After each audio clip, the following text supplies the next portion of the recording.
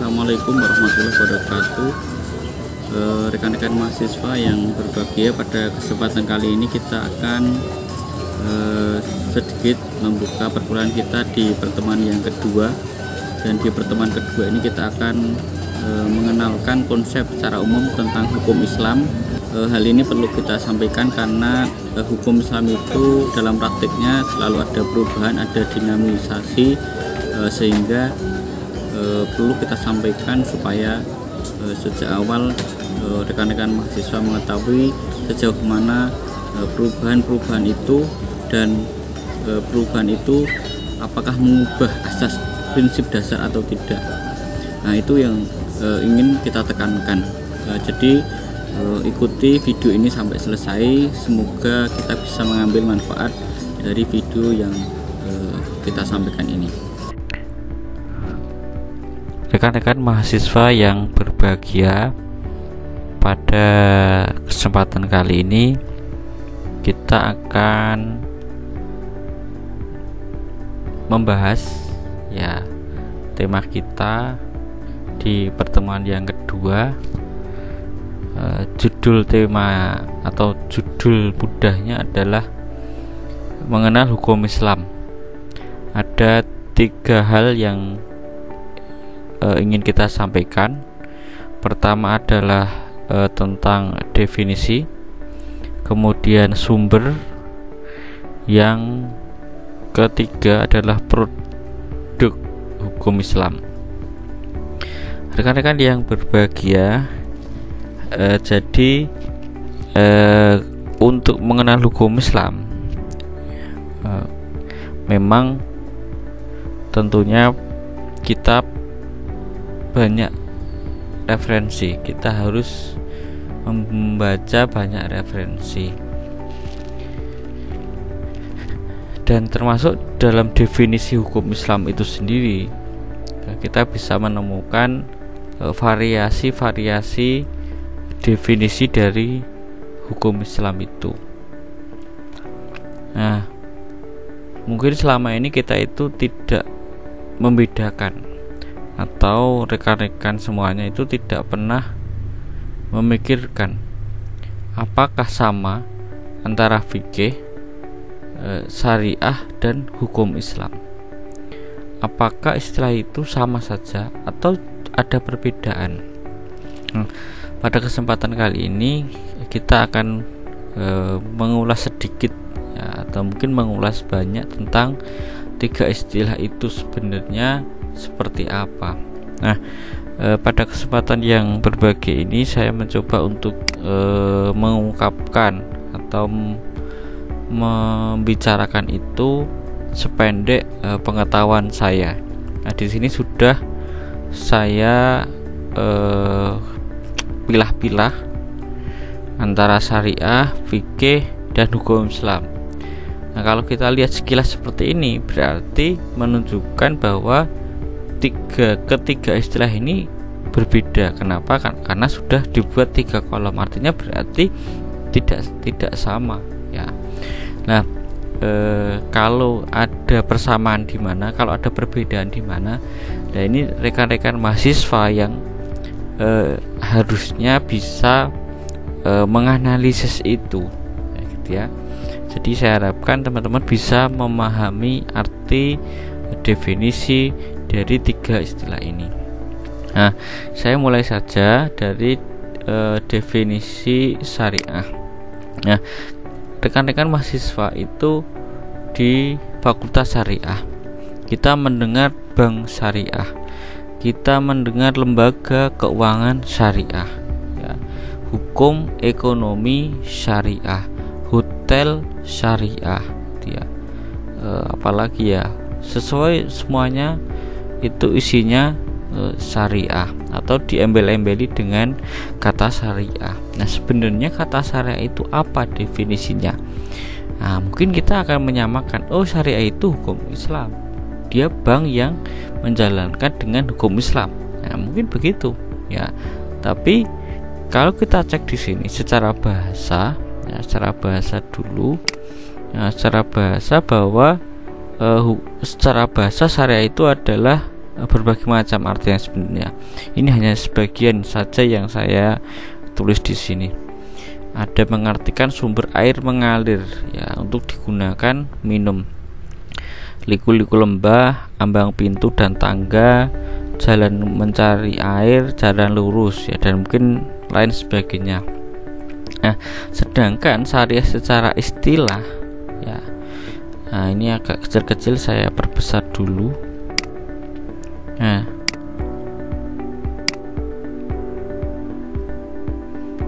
istilah syariah itu secara besar adalah, secara garis besar adalah masyara'allahu ta'ala, hukum yang disyariatkan Allah ya liibadihi, untuk hamba-hambanya, min ahkamil lati ja'a bihan nabiyyu minal anbiya ya, yang didatangkan oleh seorang nabi ya, baik ya, yang didatangkan dari seorang nabi minan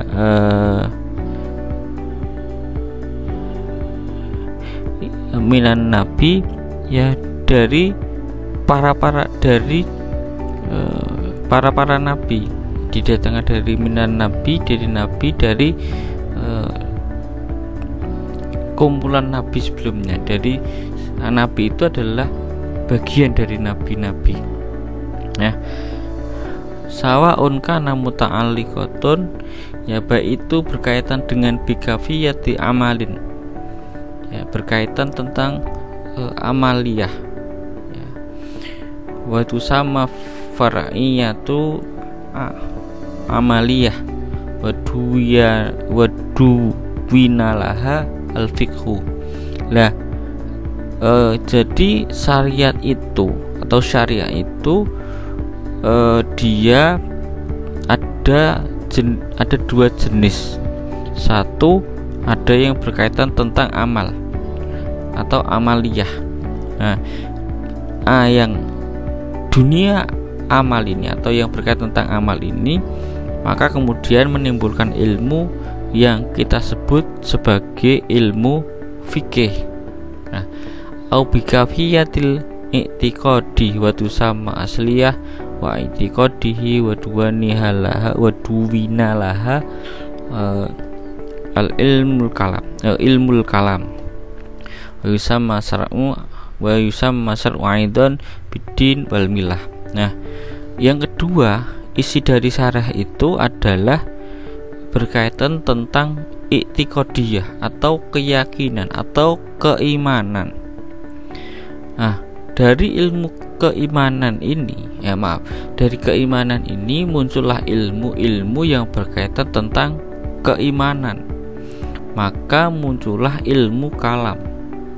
Nah, istilah lainnya ada yang menyebut ilmu tauhid, ilmu keimanan ya. Nah, maka kemudian apa? Karena syariah itu terdiri dari amaliyah dan juga i'tiqadiyah, amalan dan keyakinan, maka kemudian syariah itu juga disebut sebagai agama. Jadi syariah itu ya agama itu. Nah, ini adalah definisi istilah yang pertama. Jadi kalau kita gunakan istilah ini untuk menyebut misalkan bank syariah, kita gunakan untuk menyebut misalkan lembaga keuangan syariah, arbitrase syariah ya, mahkamah syariah ya, maka berarti terjadi penyempitan makna di sini. Nah, ini kan berarti perkembangan makna. Artinya apa? Bahwa ternyata makna syariah itu terjadi penyempitan makna di sini.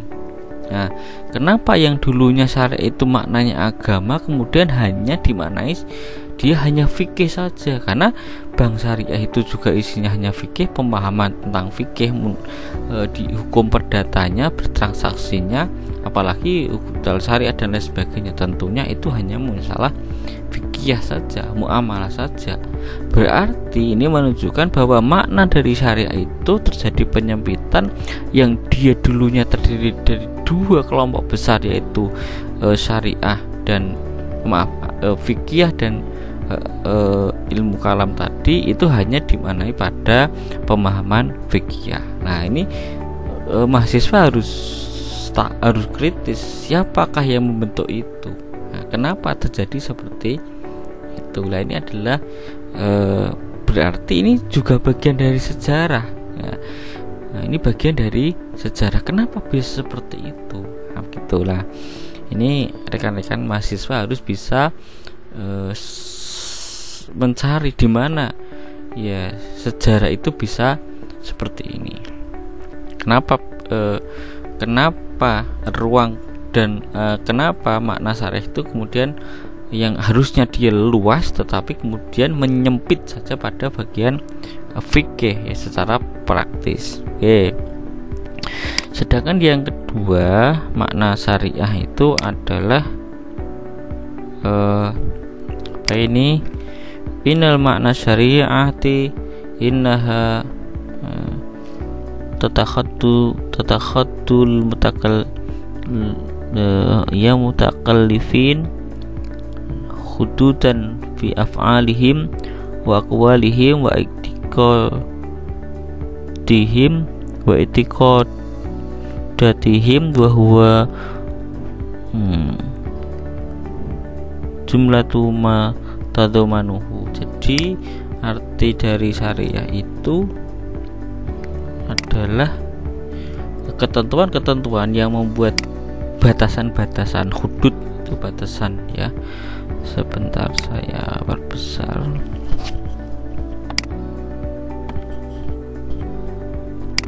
Nah, innal makna syariati annaha tatakhaddulil mukallifin ya, yang membuat batasan-batasan bagi mukallaf baik mengenai perbuatan, af'alihim wa aqwalihim, perkataan, wa i'tiqadihim, itikat keyakinan mereka, wa jumlatu ma tadamanuhu.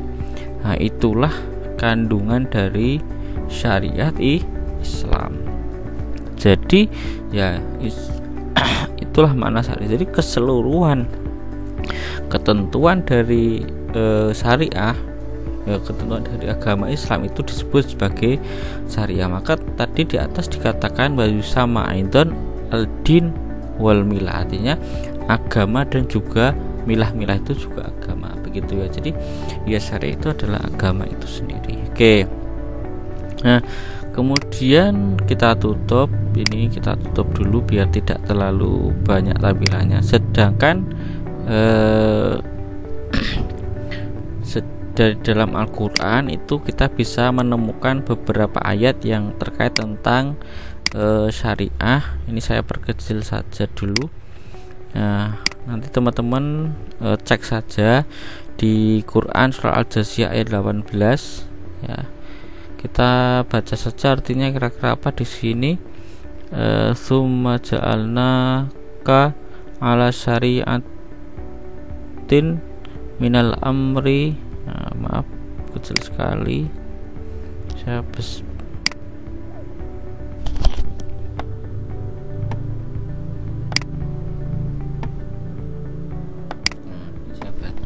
saya ulangi, saya baca ya. Summa ja'alna ka'ala syari'ati minal amri fattabi'ha wa la tatabi'ah wa alladzi la ya'lamun.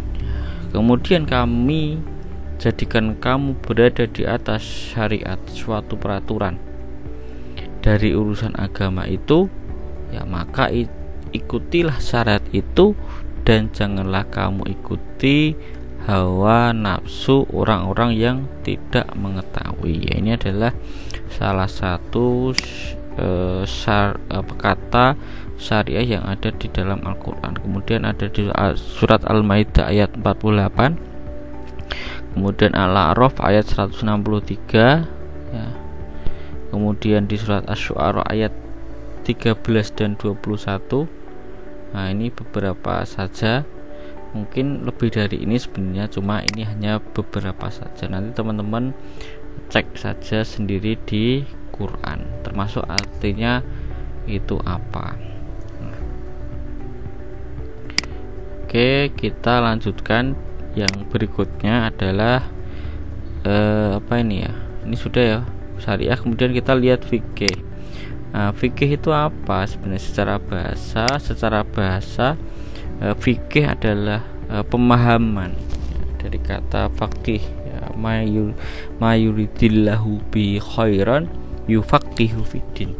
Ya, barang siapa yang dikehendaki Allah itu kemudahan, mayuridillahu bi kebaikan, maka kemudian dia yufaqihu fiddin, akan dimudahkan oleh Allah itu jalan memahami agama, atau akan dimudahkan dia mencari pemahaman agama. Nah, kata faqih di situ artinya adalah faham, ya. Nah, kemudian kalau kita berbicara fikih, kita harus tahu bahwa fikih itu identik dengan logika atau penalaran, karena dia memahami sifatnya.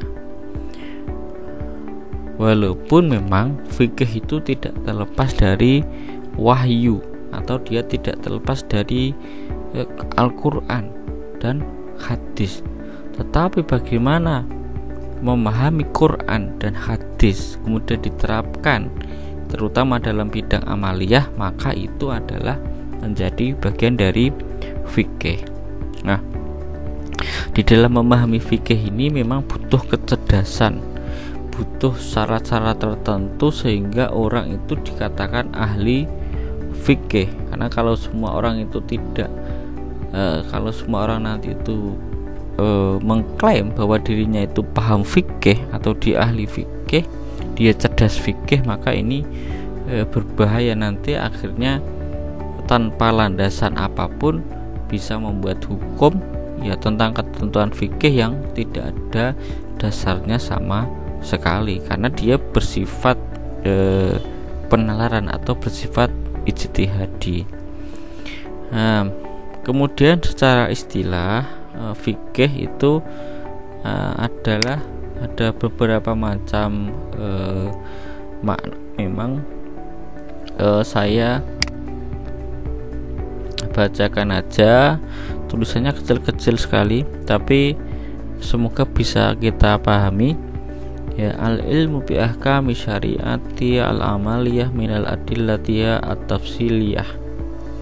Nah, ini yang paling umum kita gunakan adalah definisinya adalah bahwa ilmu fikih itu adalah bagian dari ilmu syariah yang terkait tentang amaliyah. Jadi ilmu fikih itu bagian dari ilmu syariah yang terkait tentang amaliyah yang diambil dari dalil-dalil yang tafsiliyah. Tafsiliyah itu dalil yang terperinci. Nah, wa yaj'alunahu arba'ata aqsam. Ya, qalu, ya.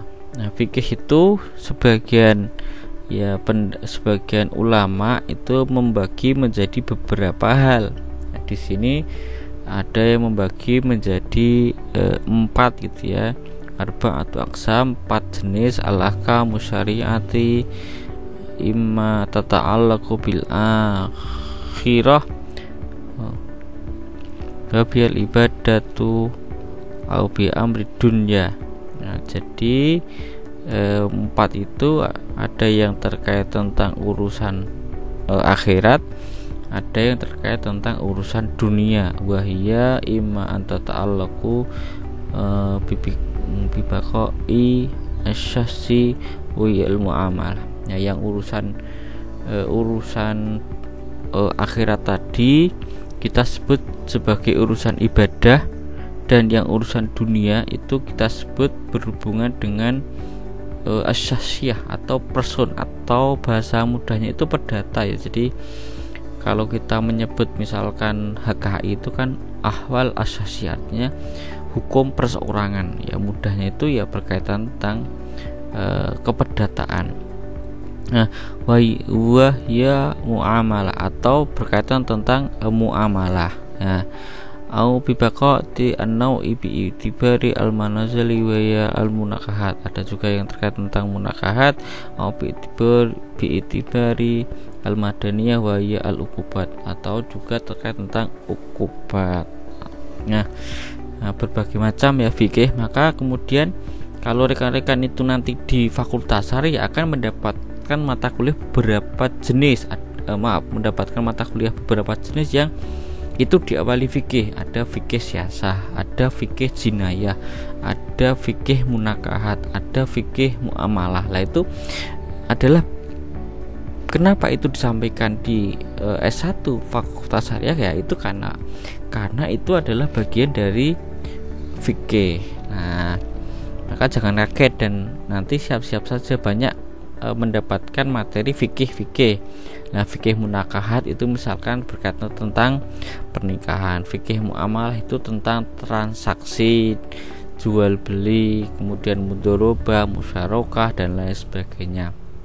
Nah, kemudian kalau fikih siasah tentang pemerintahan, itu bagaimana pemerintahan ketika Nabi Muhammad, bagi pemerintahan di negara Islam, bagaimana perkembangan dunia politik Islam, ya bagaimana sejarah tentang daulah misalkan, kemudian tentang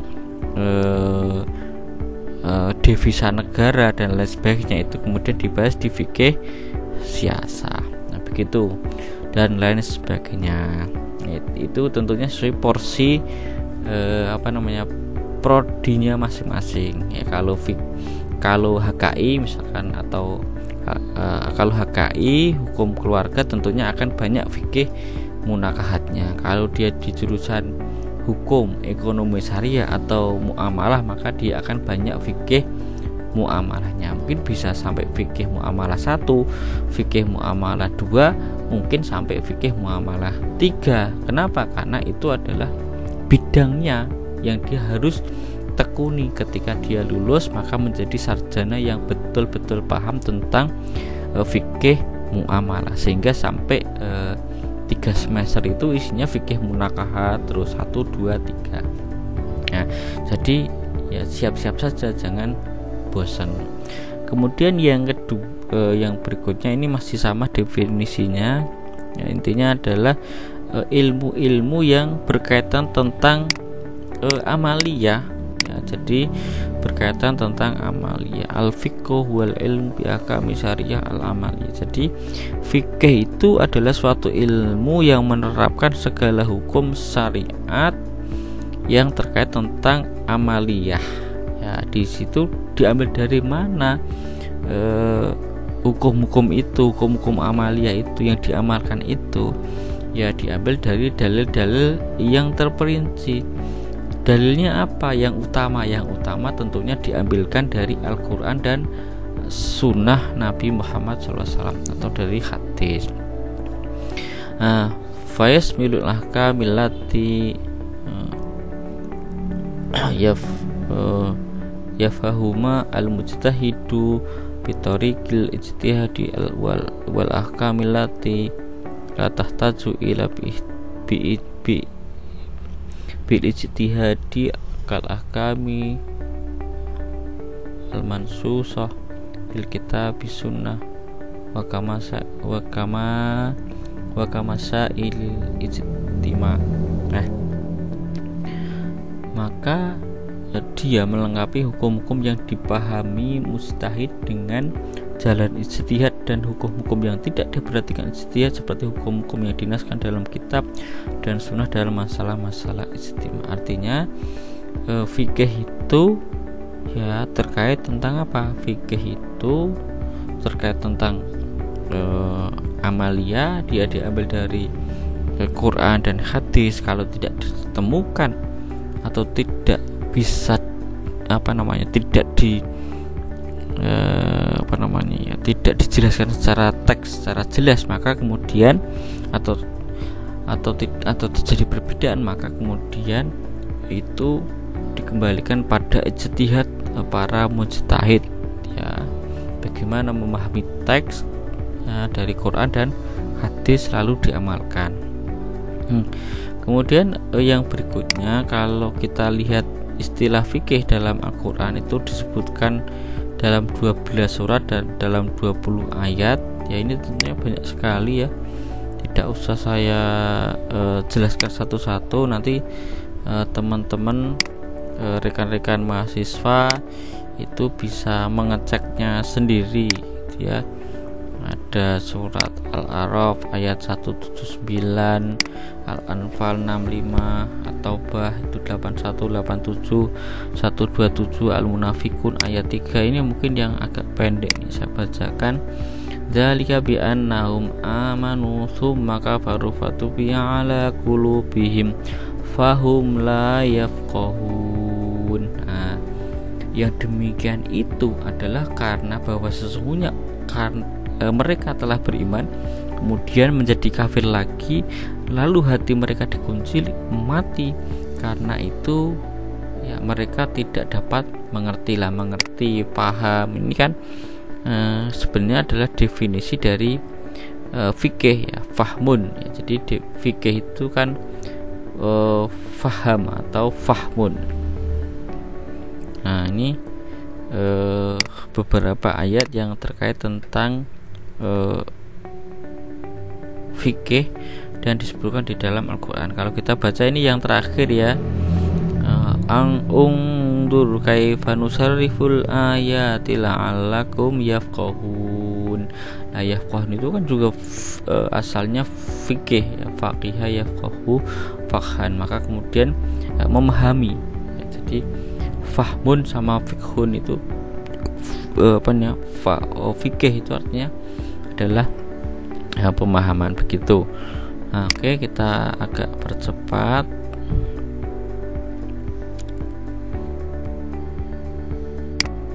Kita yang berikutnya adalah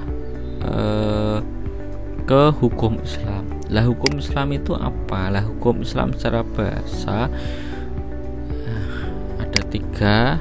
Ya, perlu saya jelaskan di sini bahwa sebenarnya kata hukum Islam itu tidak kita temukan di dalam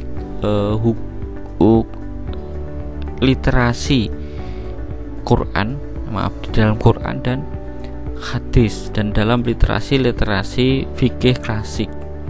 Yang kita temukan di dalam Al-Quran itu adalah hukmullah, tidak hukum Islam, tidak hukmul Islam, tidak.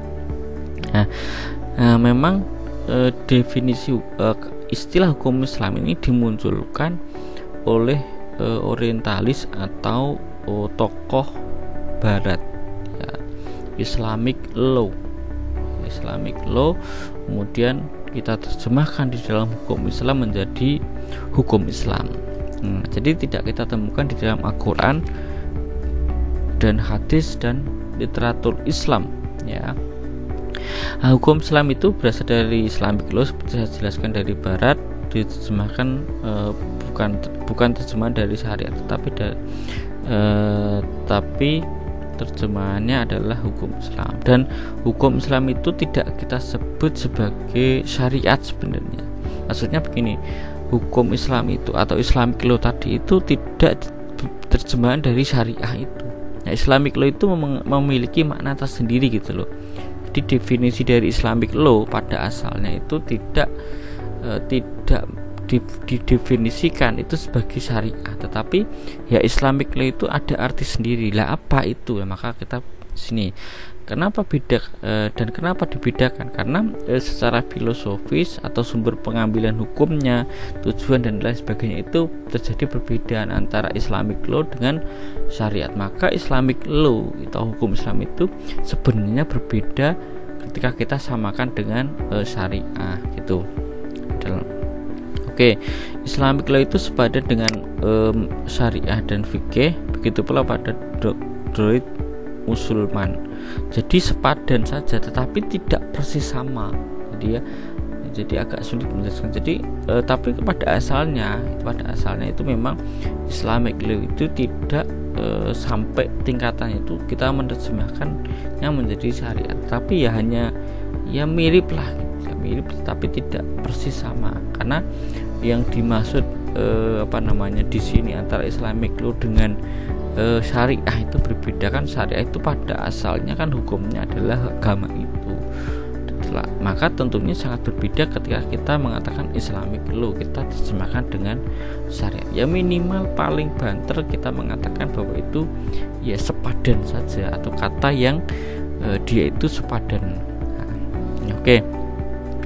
Kemudian yang berikutnya ya, istilah hukum Islam itu secara bahasa adalah hukum yang dia itu sudah jadi di masyarakat, hukum yang sudah diterima di dalam masyarakat karena dia sudah menjadi kesepakatan kolektif bersama, ya, maka menjadi hukum Islam. Maka beberapa arti di sini kita bacakan, hukum Islam itu menurut Hasbi As-Siddiqi koleksi daya upaya fuqaha dalam menerapkan syariat sesuai kebutuhan masyarakat. Nah, berarti kan fikih itu bermacam-macam. Kalau misalkan kita sholat itu ada perbedaan pendapat tuh. Kenapa terjadi perbedaan pendapat? Misalkan sholat subuh ada yang pakai kunut, ada yang tidak pakai kunut, ada yang bismillahnya jahar, ada yang bismillahnya itu sir. Nah, kenapa itu berbeda? Karena fikih itu muncul karena perbedaan pemahaman. Nah, itu pertama. Nah, kemudian ada dalilnya semua. Jadi yang sir itu juga ada pemahamannya, yang jar juga ada dalilnya, yang sir juga ada dalilnya. Maka karena sama-sama punya dalil, ya, terjadi perbedaan pemahaman, maka ya sah-sah saja, itulah fikih. Nah, tapi fikih-fikih yang mana yang bisa menjadi hukum Islam? Nah, itu yang bisa diterapkan di masyarakat, maka kemudian itu menjadi hukum Islam. Misalnya di dalam agama Islam ada anjuran atau diperintahkan untuk menikah bagi yang sudah mampu. Ya, menikah di situ itu juga di dalam fikih terjadi perbedaan pendapat. Apakah wali itu adalah rukun dari dari pernikahan, atau bukan wali, bukan rukun dari pernikahan. Nah, jadi kan kalau nikah itu harus rukunnya harus ada wali, tetapi di dalam fikih wali itu masih diperdebatkan apakah dia itu menjadi rukun nikah atau dia bukan menjadi wali nikah. Ya, menurut Abu Hanifah itu bukan dari bagian dari rukun nikah. Ini misalkan satu, sementara yang lain itu rukun nikah. Kan ini secara fikih. Tetapi bagaimana penerapannya di Indonesia sesuai kebutuhan masyarakat Indonesia, diatur oleh negara melalui Kementerian Agama dan kantor Disdukcapil, pencatatan sipil, maka ditetapkan ya di sana. Kalau yang Islam terutama harus pakai, kalau yang Disdukcapil saya kurang tahu, tapi kalau yang Islam ditetapkan dia harus menggunakan wali menjadi rukun nikah. Ini adalah sesuai kebutuhan masyarakat Indonesia. Lah, ketentuan negara tadi yang aslinya ada fikihnya lalu ditentukan oleh negara karena dibutuhkan masyarakat, harus ada kejelasan, harus ada pelindungan hukum di sana. Maka kemudian ditetapkan wali itu harus ada ketika terjadi pernikahan, walaupun di dalam fikihnya mungkin terjadi perbedaan pendapat. Nah, banyak hal yang bisa kita contohkan. Di dalam fikih itu tidak disebutkan syarat minimal usia pernikahan. Di dalam negara kita itu ditetapkan minimal usia pernikahan. Nah, ini ketika fikihnya begini, hukum Indonesianya beginilah hukum yang ditetapkan untuk kebutuhan masyarakat, itulah yang kita sebut sebagai hukum Islamnya. Nah, kenapa di situ ditetapkan begitu? Karena itu kebutuhan masyarakat, supaya masyarakat itu bisa dilindungi haknya oleh negara ketika melakukan pernikahan. Maka kemudian ditetapkan, negara menetapkan warga negara Indonesia wajib mentaati, karena itu adalah sebagai sebuah kebutuhan masyarakat. Nah, Kemudian Amir Syarifuddin mengatakan seperangkat peraturan berdasarkan wahyu dan sunnah Rasul tentang tingkah laku mukallaf yang diakui dan diyakini berlaku dan mengikat untuk semua umat yang beragama Islam. Singkatnya, hukum Islam adalah hukum yang berdasarkan wahyu Allah. Jelas ya, nikah itu ada dalilnya Quran, ada hadisnya dari Rasul, tapi bagaimana penerapannya sesuai kesepakatan masyarakat yang berlaku khususnya umat Islam, kan di situ negara hadir memberikan peraturan, memberikan pelindungan, memberikan prosedur dan lain sebagainya. Nah, sedangkan yang lain ada yang mengatakan hukum Islam sebagai susunan kitab Allah yang mengatur kehidupan setiap muslim dalam setiap aspeknya. Nah, ini yang terakhir, Ainun Naim, sebagai aturan berdasarkan wahyu Allah dan sunnah Rasul tentang tingkah laku mukallaf yang diakui dan diyakini berlaku dan mengikat untuk semua Islam yang beragama Islam. Nah, kalau hukum Islam itu berarti sudah mengikat. Nah, kalau kita baca ya, kalau sependek pengetahuan saya bahwa fikih itu tidak mengikat, tetapi kalau hukum Islam itu kekuatannya sudah mengikat. Artinya begini, ketika orang itu sholat dengan menggunakan fikih, orang mau jar bismillahnya atau tidak jar bismillahnya itu tidak masalah ya, secara fikih. Jadi tidak ada masalah secara fikih karena tidak ada ikatan sebenarnya. Tidak, kamu sholat harus jahar nih bismillahnya, tidak ada itu, karena itu secara fikih tidak ada ikatan, tidak mengikat.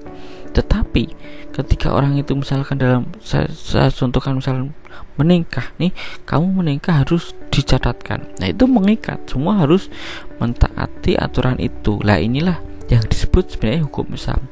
Nah, secara ringkas sebenarnya hukum Islam itu adalah hukum positifnya ya. Saya secara mudahnya saya mengatakan bahwa hukum Islam itu adalah hukum fikih yang sudah menjadi kesepakatan bersama, dalam arti sudah menjadi aturan negara yang tertulis. Nah, itu yang ini definisi sependek pengetahuan saya. Lah itulah yang disebut sebagai hukum Islam. Kalau fikih itu masih orang tidak terikat ya, orang masih bebas memilih mazhabnya, orang masih bisa memilih beramal sesuai dengan mazhabnya masing-masing. Tetapi kalau hukum Islam itu berlaku untuk semua warga negara dalam wilayah tertentu, dalam waktu tertentu, dia terikat dengan peraturan itu, apapun mazhab fikihnya, apapun sukunya, dan apapun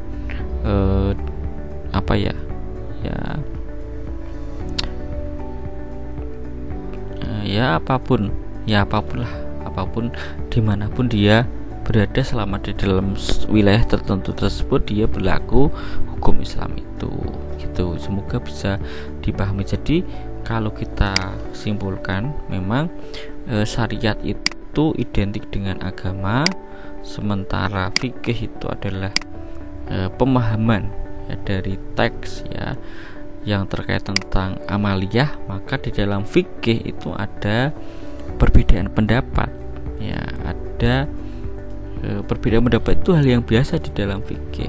Berbeda dengan itikadiyah itu bisa kita katakan ya tidak ada perbedaan di sana. Yang namanya Allah itu satu, itu iya, bahwa Nabi Muhammad itu Rasul terakhir, itu iya, tidak boleh kita perdebatkan lagi, tidak boleh terjadi perbedaan pendapat. Tetapi kalau fikih, karena dia hasil pemahaman manusia ya, perbedaan pendapat itu hal yang wajar ya, tetapi perbedaan yang wajar itu harus sama-sama berdasarkan syariah, berdasarkan dalil, berdasarkan Al-Quran, berdasarkan hadis, berdasarkan pendapat ulama dan lain sebagainya. Nah, lalu kalau hukum Islam itu sebenarnya adalah fikih tadi itu disepakati, dijadikan aturan, lalu mengikat pada masyarakat tertentu, mengikat pada waktu tertentu, dan mengikat pada wilayah tertentu. Maka itu kita sebut sebagai hukum Islam. Oke, yang berikutnya adalah sumber hukum Islam. Ini masih banyak sekali, cuma saya percepat saja ya, supaya tidak terlalu lama juga. Istilah hukum Islam itu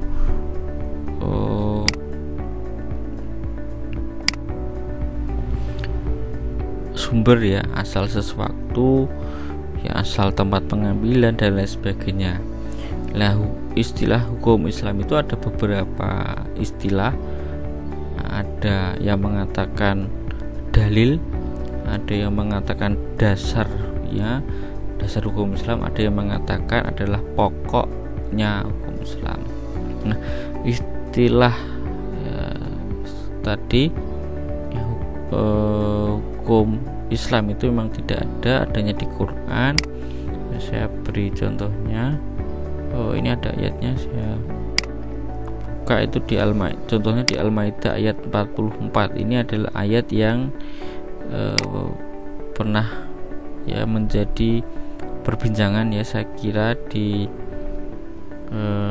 sekitar mungkin 3-4 tahun yang lalu ya, tentang hukmullah atau hukum Allah. Wa ma lam yahkum bima anzalallah faulaika humul kafirun. Ini adalah ayat yang pernah menjadi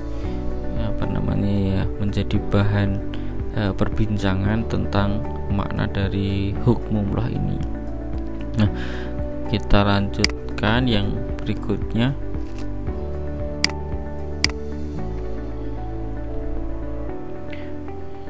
Klasifikasi ya, berupa nas dan tidak berupa nas. Jadi ada yang berupa nas, ada yang tidak berupa nas, ada yang nakli, ada yang sumber pikiran, ada yang disepakati, ada yang tidak disepakati, ada yang sumber pokok dan ada yang sumber tambahan, ada yang sumber dari syariat Quran dan hadis dan dari fikih. Nah, kalau yang dari nas itu tentunya dari Quran dan hadis. Kalau yang tidak berupa nas itu berarti tentunya adalah pemahaman ya dari para ulama ya, yang dia menyetuskan hukum-hukum tertentu, fikih terutama ya. Ini klasifikasinya, ada yang disepakati, ada yang tidak disepakati. Jadi sumber hukum Islam itu yang disepakati tentunya adalah Quran dan hadis. Tetapi selain itu di kalangan ulama itu masih terjadi perbedaan pendapat ya. Misalkan apakah qiyas itu bisa menjadi sumber hukum, itu terjadi perbedaan pendapat. Apakah ijma ulama itu bisa menjadi sumber hukum? Nah, ini menjadi perbedaan. Kalau itu tidak menjadi sumber hukum, maka kemudian itu akan berefek pada hukum yang lain. Jadi ini akan berefek pada hukum Islam atau di dalam fikih. Nah, kita akan lanjut nanti biar lebih jelas lagi. Nah, kenapa landasan dari sumber hukum Islam itu hadis dari Mu'adz bin Jabal yang mengatakan yang ketika itu ditanya, kalau kamu mau mengambil keputusan ya, maka apa landasanmu? Dia mengatakan Al-Quran. Lalu kalau Al-Quran tidak ada, maka apa landasanmu? Dia mengatakan sunnah Rasulullah. Kalau di sunnah tidak ada, maka dia akan berijtihad. Nah, ruang ijtihad itu berarti ketika tidak kita temukan di dalam Al-Quran dan hadis. Kalaupun ada di dalam Al-Quran dan hadis, kalaupun ada di dalam Quran dan hadis, maka ya berarti belum jelas di Quran dan hadis itu secara tertulis. Artinya ketika di Quran dan hadis itu secara tertulis belum bisa dipahami, maka kemudian ada ruang untuk berijtihad, untuk berpikir, untuk memunculkan hukum yang sesuai dengan ketentuan Allah Subhanahu wa taala. Yang berikutnya adalah masih catatan ya, Al-Quran itu memuat hal yang fundamental, yang urgen, yang pokok, yang prinsip. Tetapi di dalam Al-Quran itu tidak kita temukan hal-hal yang bersifat praktis dan terperinci. Maka kemudian kita membutuhkan penggalian makna dan interpretasi dari Al-Quran. Ya, maka kemudian Al-Quran itu tidak bisa berdiri sendiri, karena di dalam Al-Quran itu masih membutuhkan penjelasan. Penjelasannya di mana? Di dalam hadis. Ya. Jika hadis tidak ada, maka kemudian barulah membuka ruang ijtihad. Nah, di sebagian ayat Al-Quran, ya, kita sangat jelas sekali bahwa Quran itu tidak menyebutkan secara terperinci. Misalkan jumlah sholat zuhur 4 rakaat itu tidak kita temukan di dalam Al-Quran. Sholat subuh berapa rakaat itu tidak bisa kita temukan di dalam Al-Quran.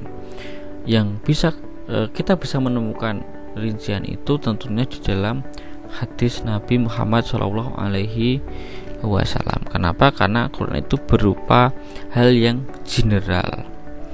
Nah, maka sekali lagi dibutuhkan penggalian makna, ya, dan kontekstualisasi dari kedua sumber tadi, yaitu Al-Quran dan Sunnah. Nah, untuk menggali makna dan dalam mengkontekstualisasikan itu dibutuhkan pemahaman dan dibutuhkan ijtihad, penggalian makna, dan tentunya ijtihad yang terus dilakukan oleh para ulama. Nah, kemudian kemudian mazhab dan sumber hukum Islam. Nah, jadi sumber hukum Islam itu ada beberapa, ada Quran, ada hadis, ada ijma, ada qiyas, ada pendapat sahabi, ada istihab dan lain sebagainya. Nah, para pendiri mazhab itu tidak mencapai kesepakatan sebenarnya. Ya, sumber hukum Islam itu apa saja? Kita bisa lihat satu atau dua, kita bisa membandingkan bahwa para pendiri mazhab, ya, Imam Hanafi, Imam Malik, Syafi'i, dan Hanbali itu ada terjadi perbedaan pendapat sebagai apa saja yang menjadi sumber hukum Islam. Kita lihat misalkan Imam Hanafi, tentu yang paling atas itu Quran, Sunnah. Itu semua mazhab begitu, baik Hanafi, Maliki, Syafi'i, Hanbali itu mengatakan pasti Quran itu paling atas, Sunnah paling nomor 2. Jadi di Quran nomor 1, nomor 2 di Sunnah. Nah, yang nomor 3 sampai seterusnya itu mesti tidak sama urutannya. Nah, ini nomor 3 itu ijma sahabat, kemudian pendapat sahabat pribadi, kemudian baru qiyas, kemudian ihtisan, baru urf dan lain sebagainya. Nah, kemudian di Imam Malik itu nomor 3 adalah praktek masyarakat Madinah, barulah ijma sahabat. Nah, kenapa terjadi perbedaan seperti ini? Yang satu Imam Hanafi itu nomor 1-nya itu adalah nomor 3-nya adalah pendapat sahabat pribadi. Di Imam Malik nomor 3-nya itu adalah praktik masyarakat Madinah. Nah, penyebabnya adalah perbedaan lingkungan sosial, di mana Imam Hanafi hidup dan di mana Imam Malik hidup. Nah, Imam Hanafi hidup itu di lingkungan yang serba dalam tanda kutip politiknya itu pergolakannya lebih besar, di mana pendapat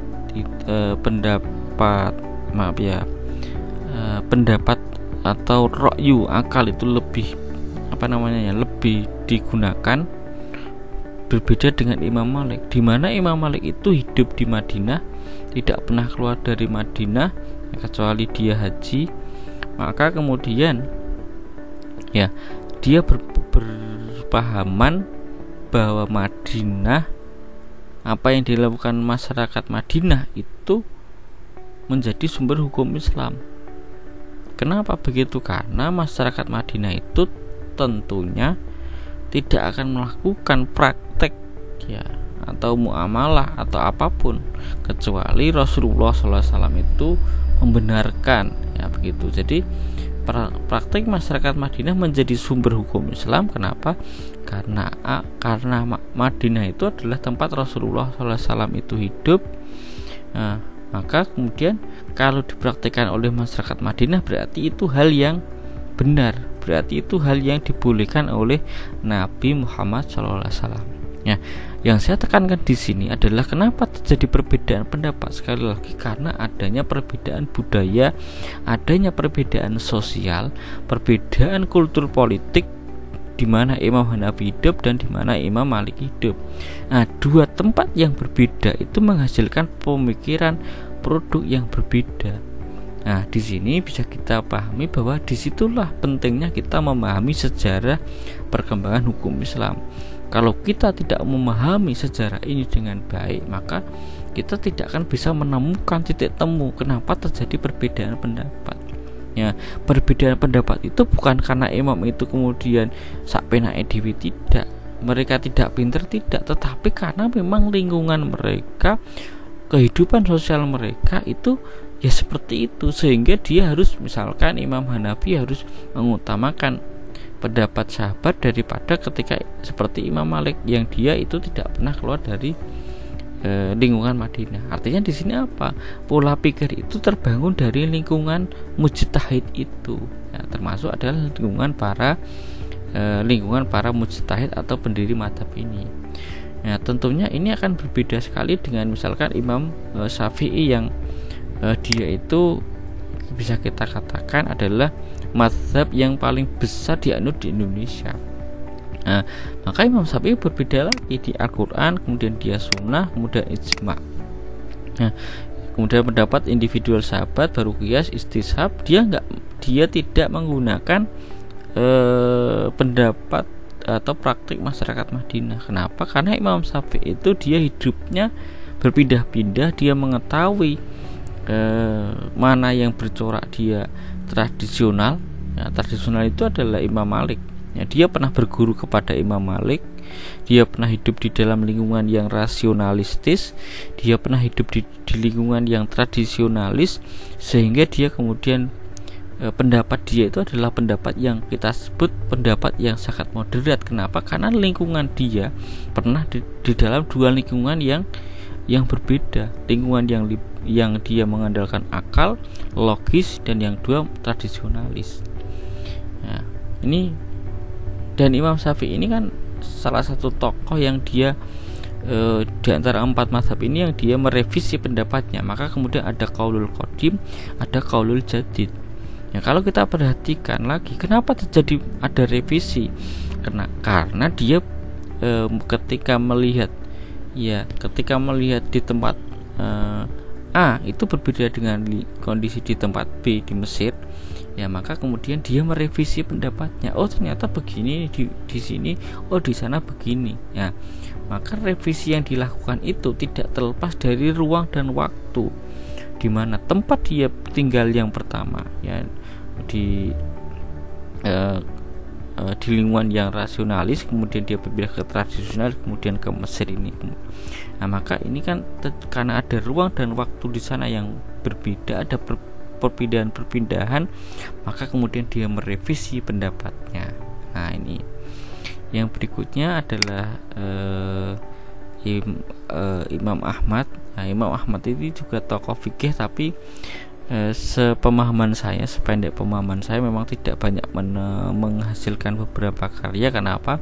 Karena dia hidup di dalam lingkungan politik yang dia tidak bisa berbuat banyak dalam tanda petik, karena pada masa dia itu pergolakan politik dan banyak masalah tentang keyakinan, terutama terkait tentang Al-Quran itu makhluk atau dia bukan makhluk. Nah, ini adalah problem yang ketika itu ada problem politik dan berkaitan tentang problem keyakinan. Nah, dan lain sebagainya. Ini masih banyak sekali, nanti teman-teman bisa mencari lagi referensi yang terkait tentang itu. Dan perbedaan pendapat ini tentunya akan berefek kepada hukum fikih ya tentunya. Oke, nanti sambil jalan kita akan menemukan contohnya ya, di mana ini asalnya berbeda dari sini dan lain sebagainya. Dari pendapat ini kenapa begini pendapatnya, ini juga nggak usah akan kita jelaskan di pertemuan berikutnya. Oke, kita lihat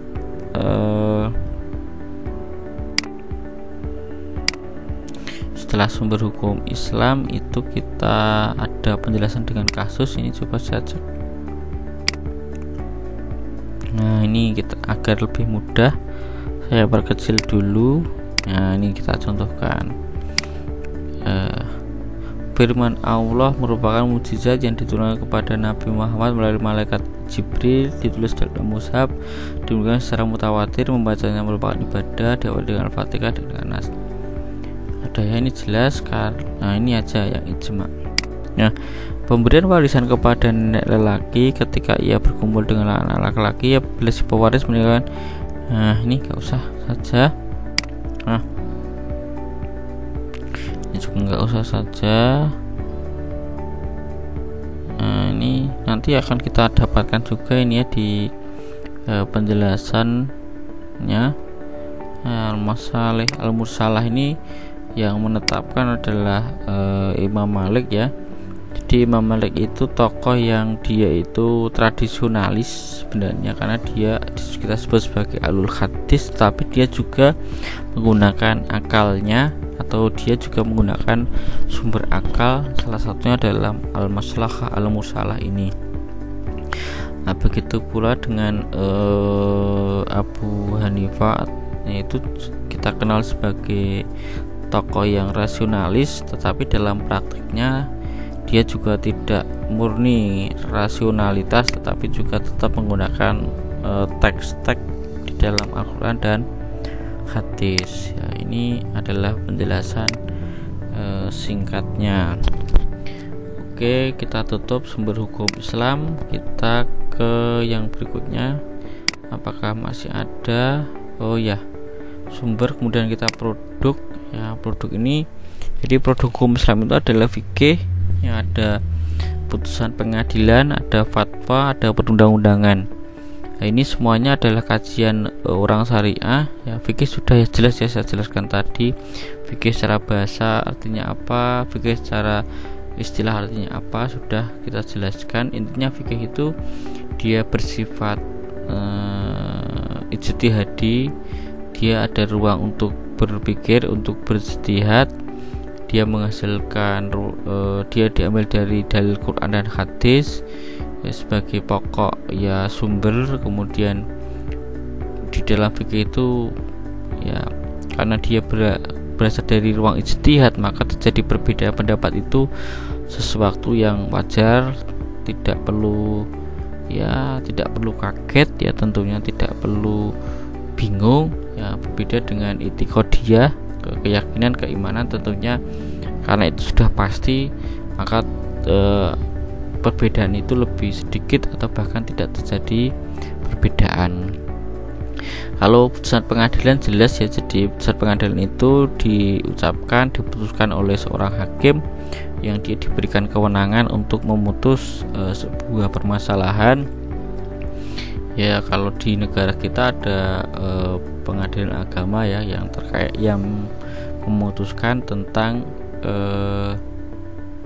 hal-hal terkait tentang fikih, terutama perkawinan ya, kewarisan, wakaf ya, selisih transaksi syariah, kemudian hibah dan lain sebagainya. Jadi kalau fikih itu teorinya ya, prakteknya itu diputus oleh hakim ya. Perbedaannya kalau fikih itu tidak ada ikatan ya, orang mau sholat pakai kunut atau tidak pakai kunut, dia jahar bismillahnya atau sir bismillahnya itu tidak masalah tidak ada masalah karena itu bebas, tidak ada ikatan.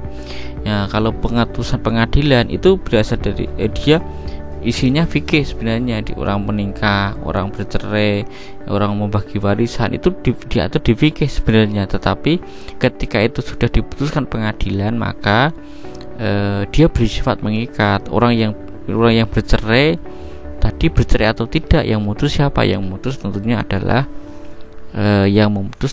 adalah pengadilan. Ketika sudah diputus oleh pengadilan, maka pihak-pihak yang terkait harus menjalankan putusan dari pengadilan. Orang bercerai di rumah, apakah ada ikatan? Tidak. Ya, karena kita di Indonesia bercerai harus lewat pengadilan, maka kemudian putusan dari pengadilan itulah yang mengikat ya bagi pihak-pihak yang terkait. Itu contohnya.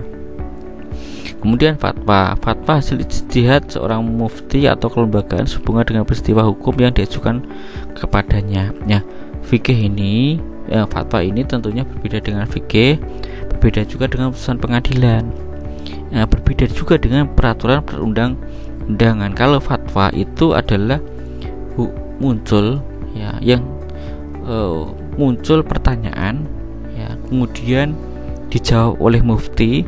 Lah, jawaban dari mufti ini kita sebut sebagai fatwa. Jadi kalau ada kasus misalkan apa hukumnya vaksinasi corona, nah ini kan sesuatu yang baru, di zaman Nabi tidak ada, di zaman Rasul nggak ada, di zaman sebelumnya tuh nggak ada sama sekali. Nah, maka ditanyakan oleh masyarakat bagaimana hukum vaksin corona. Nah, misalkan, oh boleh, oh tidak. Lah, jawaban dari jawaban dari mufti atau orang yang ditanyai tadi, seorang yang faqih agamanya, orang yang mufti tadi, lalu menjawab oh boleh misalkan, maka jawaban boleh itu adalah fatwa. Lah, fatwa itu apakah mengikat? Tidak. Fatwa itu juga tidak pernah mengikat. Jadi misalkan di negara kita itu ada MUI misalkan, MUI mengeluarkan fatwa. Apakah fatwa MUI itu bisa menjadi hukum yang mengikat? Tidak. Jadi fatwa MUI itu tidak mengikat ya. Di Muhammadiyah juga ada fatwa yang dikeluarkan oleh Majelis Tarjih dan Tajdid. Di NU juga ada fatwanya, namanya Basul Masail dan lain sebagainya. Di setiap lembaga itu punya fatwa masing-masing. Nah, MUI juga sebagai yang memadai beberapa kelompok keagamaan di Indonesia juga mengeluarkan fatwa. Nah, fatwa-fatwa dari organisasi itu, fatwa-fatwa dari MUI tadi itu tidak mengikat ya, tidak ada ikatan untuk ditaati gitu loh, maksudnya tidak ada paksaan untuk ditaati. Nah, jadi kalau misalkan kita katakan misalkan vaksin kalau kita katakan ada fatwa lembaga organisasi lah agama tertentu misalnya mengatakan bahwa ini haram misalkan, rokok haram misalkan. Nah, itu tidak mengikat sama sekali, tidak ada untuk wajib dipatuhi. Atau misalkan MUI mengatakan bahwa ini haram, maka sebenarnya itu tidak ada ikatan, tidak ada kewajiban untuk dipatuhi secara hukumnya ya. Adapun jika itu dipatuhi maka ya tidak ada masalah, tidak dipatuhi juga tidak menjadi masalah. Kenapa? Karena tidak menjadi ikatan. Nah, fatwa itu bisa menjadi terikat atau bisa menjadi ikatan kalau dia itu dimasukkan di dalam peraturan perundang-undangan. Nah, bedanya fatwa dengan fikih, kalau fikih itu bisa saja yang dulu, bisa saja yang kontemporer ya. Tapi kalau fatwa itu mesti jawaban atas sesuatu yang sebelumnya tidak ada ya, jawaban yang sebelumnya tidak ada kasus yang sama dengan itu, maka kemudian disebut fatwa. Ada orang bertanya, ditanyakan kepada mufti, mufti mengeluarkan jawaban, maka itu kemudian menjadi fatwa. Nah, kalau peraturan perundang-undangan itu berarti aturan yang ditetapkan oleh negara, tentunya diwakili oleh oleh suatu badan legislatif, lalu itu diputuskan, disahkan menjadi undang-undang, maka itu menjadi mengikat. Misalkan ada fikih tentang perkawinan, maka negara mau mengatur perkawinan nih, dia mengambil dari mana? Dari fikih. fikih diambil dari mana? Dari Al-Quran, dari hadis. Kalau Quran hadis tidak ada, ya dari pendapat ulama. Nah kalau itu sudah lengkap bahannya dari fikih tadi, fikih dari Quran dan hadis, bahannya sudah lengkap, dirancang menjadi undang-undang, menjadi peraturan. Kalau itu sudah menjadi peraturan, maka sudah mengikat. Aturan tadi menjadi mengikat kepada warga negaranya, kepada masyarakat di wilayah tertentu dan pada masa tertentu. Nah, maka di Indonesia itu ada peraturan perundang-undangan atau ada produk hukumnya yang berupa peraturan perundang-undangan. Misalkan ada undang-undang wakaf, ada undang-undang perkawinan, ada undang-undang zakat, ada undang-undang haji. Nah, ini semua adalah produk hukum Islam. Lembaganya apa? Lembaganya yang menjalankan itu. Kalau hukum perkawinan berarti dijalankan oleh Kementerian Agama melalui Kantor Urusan Agama atau KUA. Jadi negara sudah ada lembaganya. Nah, ini siapa yang mengisi ya? Yang mengisi orang-orang syariah, orang-orang alumni dari fakultas syariah, entah itu HES, entah itu HPI, entah itu HKI. Nah, mereka berhak masuk di lembaga-lembaga itu. Nah, kalau fatwa ada lembaganya di Indonesia, ada. Setiap organisasi organisasi agama punya fatwa. Kalau yang berisi tentang semua golongan itu ada di MUI. Lah, putusan pengadilan itu di Indonesia ada lembaganya, ada di Pengadilan Agama. Nah, ini semuanya adalah produk dari hukum Islam, dari fikih, putusan pengadilan, dari fatwa dan peraturan perundang-undangan. Jadi rekan-rekan mahasiswa semuanya, nanti kalau misalkan buat skripsi ya dari 3 ini aja. Anda mau bikin fikih, bahas dari fikihnya, atau bahas dari putusan pengadilannya, atau membahas dari fatwanya kalau ada, atau teman-teman mahasiswa kalau bikin skripsi dari peraturan perundang-undangannya. Dari sisi mana? Ya nanti sambil jalan nanti rekan-rekan sendiri tahu, ataukah dari lembaganya dan lain sebagainya.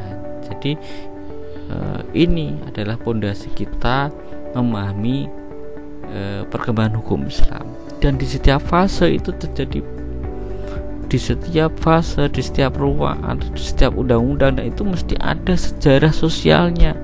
Bagaimana munculnya undang-undang wakaf, bagaimana munculnya undang-undang zakat, bagaimana munculnya undang-undang perkawinan, di masa itu politiknya seperti apa, bagaimana bunyi pasalnya kok bisa seperti itu, apa yang terjadi ketika itu. Lah, itu tidak bisa kita jawab, tidak kita bisa jelaskan kalau kita tidak paham tentang hukum Islam.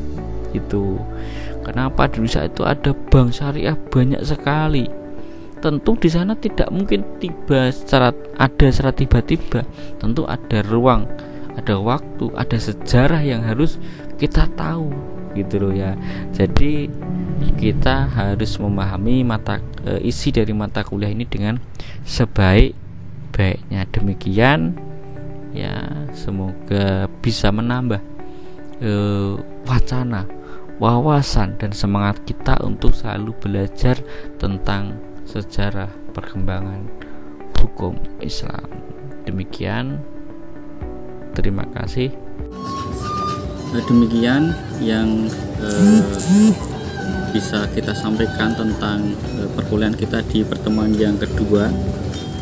Semoga apa yang kita sampaikan tadi bisa menambah pemahaman kita tentang hukum Islam secara umum, dan bagaimana nanti prakteknya ya secara rinci di setiap fase sejarah perkembangan hukum Islam itu akan kita jelaskan di pertemuan-pertemuan berikutnya. Oke, demikian saya mau melanjutkan aktivitas saya. Ini di hari Minggu saya membuatnya, dan saya sedang beristirahat di salah satu gubuk. Waalaikumsalam warahmatullahi wabarakatuh.